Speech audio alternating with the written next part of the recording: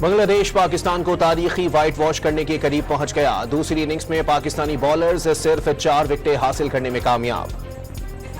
قومی اسمبلی میں supreme court میں ججز کی تعداد میں اضافے سے متعلق بل موخر۔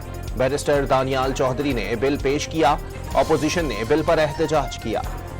نور عالم خان نے دستور ترمیمی بل 2024 قومی اسمبلی میں پیش کر دیا۔ ترمیمی بل کے تحت 9 ججز سوموٹو لینے یا نہ لینے کا فیصلہ کریں گے۔ مہنگائی کا بوجھ آہستہ آہستہ کم ہو رہا ہے۔ اگست میں مہنگائی کی شرح کم ہو کر 9.5% پر آ گئی۔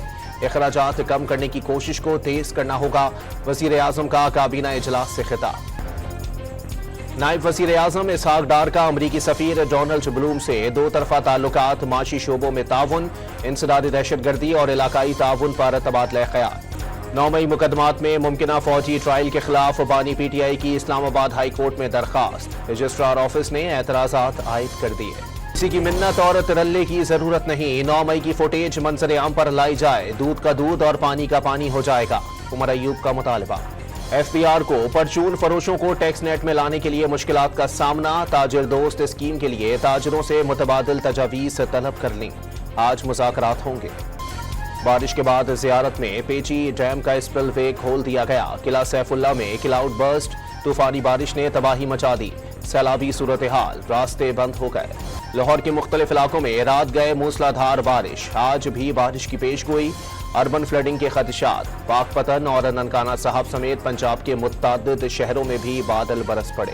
پنجاب میں چیف منسٹر انٹرنشپ پروگرام کا آغاز کر دیا گیا۔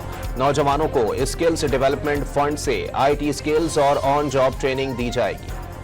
پاکستان کا بہترین دماغ ملک سے باہر جانے لگا۔ بہترین ڈاکٹرز MBBS مکمل کرنے کے بعد بیرون ملک چلے جاتے ہیں۔ سیکریٹری اوورسیز کا قائمہ کمیٹی کے اجلاس میں انکشاف۔ امیر بالاج قتل کیس کے ملزم تیفی بٹ کی بہنوئی جاوید بٹ کا پوسٹ مارٹم مکمل۔